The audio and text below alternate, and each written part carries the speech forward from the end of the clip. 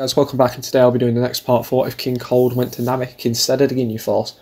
Now, let's not waste any time, let's get straight into the action. So we left off with Goku actually landing the first ever hit on King Cold, which did a lot of damage. Actually made him bleed a little bit from his mouth. This has now confused King Cold. He's never been hit so hard, and he's a little worried. But also, he read Goku and Vegeta's power level. Goku's attack shouldn't have hurt him as much as it did. His power level was only, what, 5 mil? That's nothing compared to him. So right off the bat, King Cold's actually pretty suspicious of what's going on.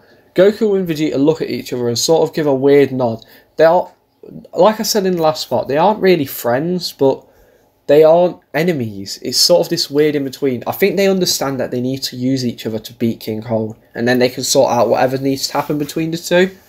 Everyone else is now filled in a little bit on what Goku and Vegeta's plan is. It's to distract King Cold with a smaller attack that won't mean too much, and let Goku get the big hit on with the Kaioken times 20, which he can now hold a little bit better because of the 2 weeks of training. However, it's still very draining, and he needs to drop out of it as soon as he possibly can.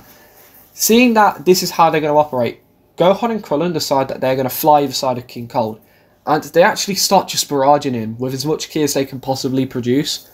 This actually does make King Cold start having to deflect, but he's deflecting it with ease. He's not really having to try.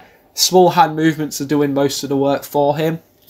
And while this is happening, Vegeta takes the initiative to move forward and fly straight towards Cold, going to punch him but fakes out, jumping over the King, getting behind him, kicking off King Cold's back, using the momentum he built to fire a Gallic gun straight into his back. Now, this doesn't cause too much damage, but it definitely stung a little bit. Sort of an eye-opener for Vegeta and King Cold. King Cold now understands that his real, true threat, and he knew this before coming, was Goku, and now he knows he doesn't even need to worry about Vegeta. This takes a lot of pressure off the King's shoulders, but it also puts Vegeta in this weird spot where now he understands that his true best purpose right now is to be as big as a distraction as he possibly can be, so Kakarot can land the bigger hits for him. But this is annoying to Vegeta, he doesn't like this. And he's also got the impression that King Cold also knows now to watch Goku, so he thinks that their only plan might have backfired on them straight away. So like King Cold was originally going to do when he came here, all he's doing is watching Goku. Even now, he's still being bombarded by attacks from Krillin and Gohan, but he's keeping his eyes deadlocked on Goku, who has decided that he can't let too much distract him. Goku, who's sort of just been stood there trying to find an opening, realises that he's just deadlocked eyes with him. So he takes the opportunity and just powers up to Kaioken times 20 and goes in for an attack. He does try to use the same idea that Vegeta did, however it doesn't work, and when he gets close, Cold actually charges at him as well. So now this is a really dangerous spot for Goku to be in. He quickly powers down from Kaioken and starts trying to gain distance away from the King, but he soon catches up. Krillin and Gohan have now stopped the barrage just in case they hit Goku, and when Cold is actually in range of Goku, Goku quickly powers up to his times 20 again and just begins to dodge any attack that King Cold's throwing at him, because if anything hits him, it's going to hurt a lot. Vegeta, who didn't really like the plan, like I said a minute ago, is beginning to feel useless and turns towards the closest person to him, which is Nail. He's been stood there waiting for his opening to try and help, but now that the fight's gone that way, he's not sure how he can help anymore. He's really outclassed. Vegeta looks at him and asks, "Where's the Namekian child who can heal?" Nail then points over to some rocks that are nearby, saying that he's hidden in between that sort of rock formation. Vegeta says, "Head over there with me right now," and they fly off. He also shouts at Gohan and Krillin to go help the idiot Kakarot, and they fly off to go support Goku. Now, Nail asks Vegeta what his plan is, and he says, "Just wait until we get to the Namekian child. Hurry." And when they get there, Vegeta says straight to Nail, "Blast a huge hole into my chest," with Nail being very confused.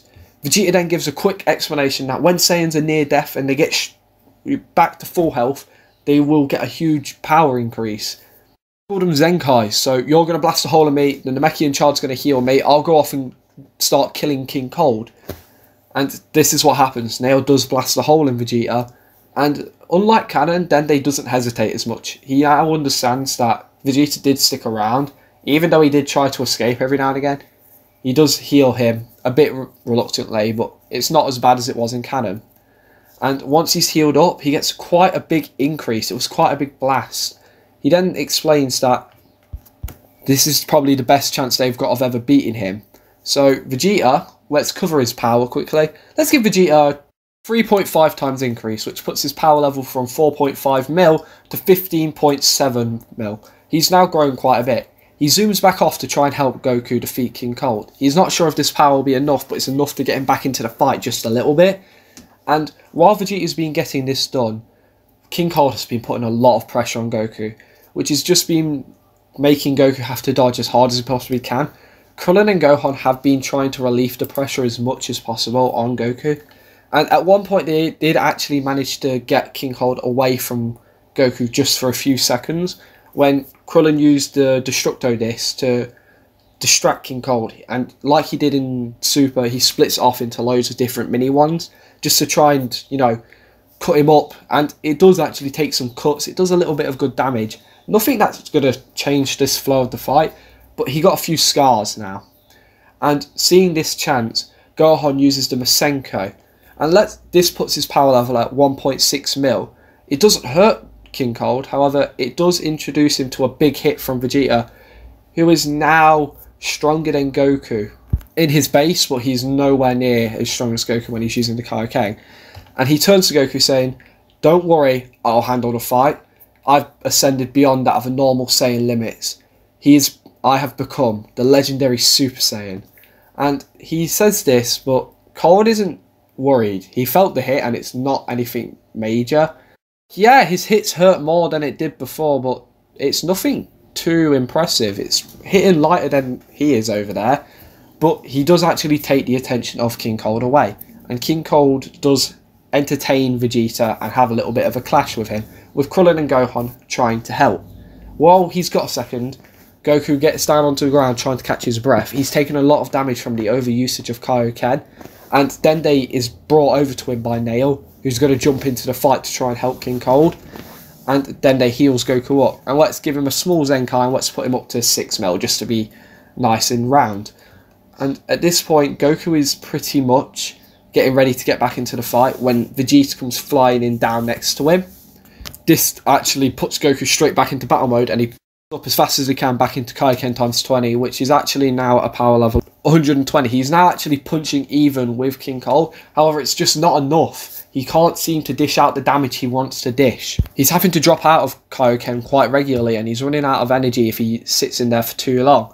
And eventually Goku needs to catch his breath again. And Vegeta, who got healed by Dende, is now back into the fight. And we're not going to give him too big of a boost. Let's just put him up to 17 mil. They're getting small Zenkais, but Dende's actually now becoming a target of King Cold. And he also realises that if he lets Goku get off again, he's going to get stronger.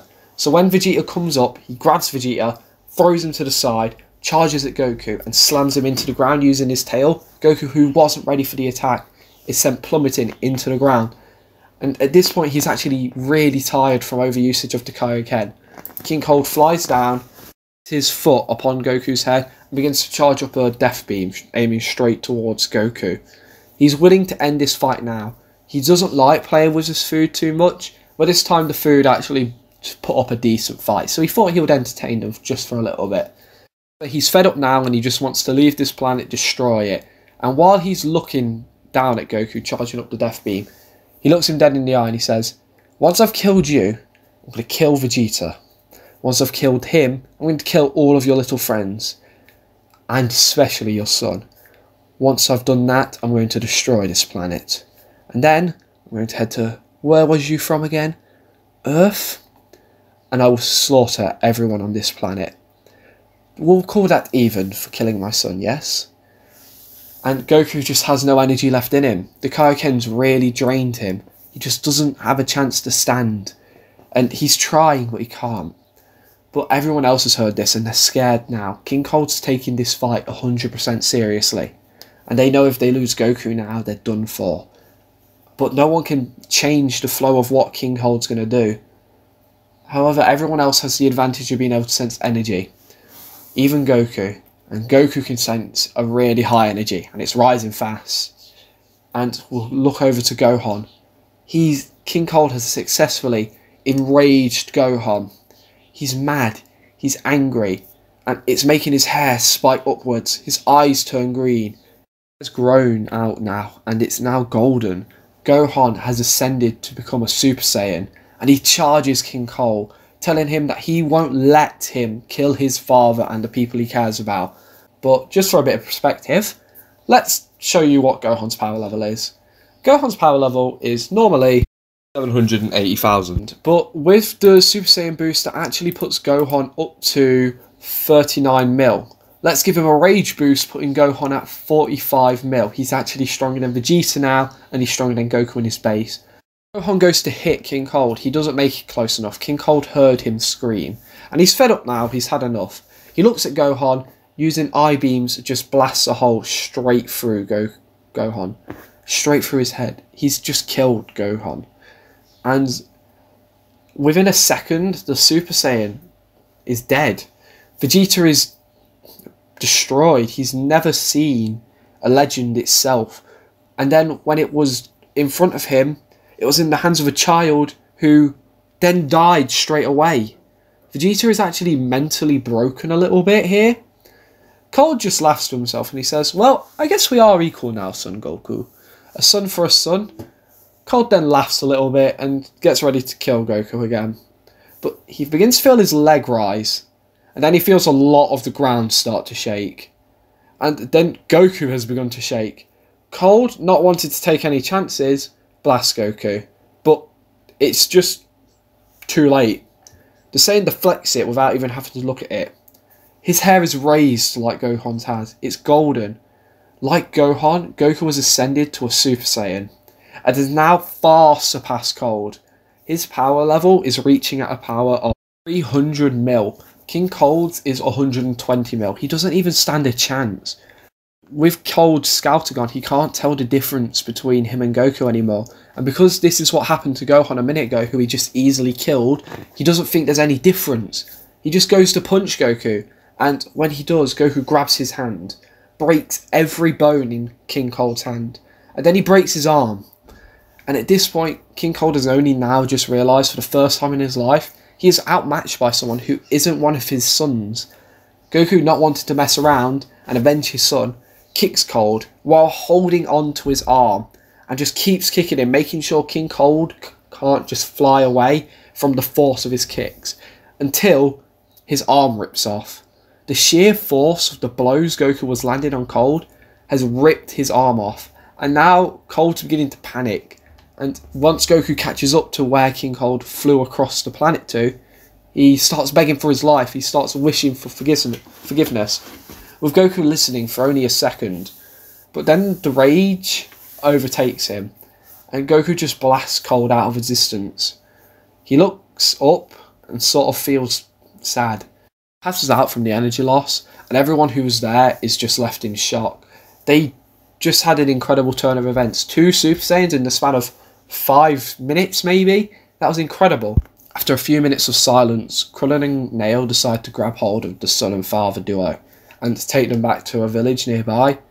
Vegeta, who is still trying to figure out what just happened, is left there just in shock. Not only was he beat to the Super Saiyan form by a low-class warrior, he was also beat to it by a hybrid Saiyan. This is incredible. He's just witnessed, his planet being avenged.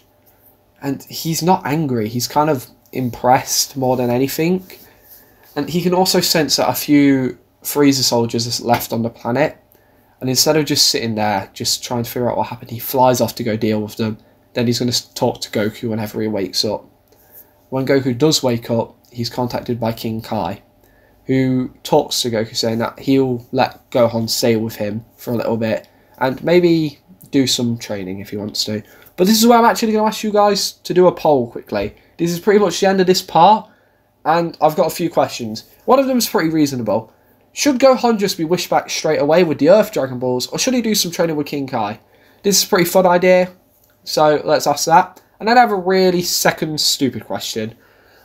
I don't really want to get into it too much, but I'll explain it now briefly. So in canon, when Goku left Namek that was exploding, he ended up on Yardrat because of the Ginyu's Force preset coordinates. Now, I'm going to have them leave Namek on King Cold's ship because it doesn't have a massive hole in it like Freezer's does. By some possibility, there could be a chance that Cold's ship has preset coordinates in it. And I know in the last part I had Vegeta explain how to make the ship go and everything to Bulma, but I think that's all he can do. I don't think he understands it fully. It's probably like he's just seen enough people do it, so he understands the basics. So I was going to have everyone end up on a random planet, but I just want to ask, where would you like to see everyone? The options are between Earth or Yardrat. I was going to originally say Vampire, but as much as I like Broly, I'm not going to introduce him just yet, maybe later on. But I wanted to give everyone an option to maybe vote. So it could just be that they go to Earth and that's the end of it. Or they could go to Yardrat. Like the Ginyu Force, King Cold might have been going there just to do a small mission. So let me know, hopefully in the poll that I've figured out how to do. It's been bugging me for a little bit. So yeah, let me know what you want to happen, and I hope you have a great day or a good night, and see you next time.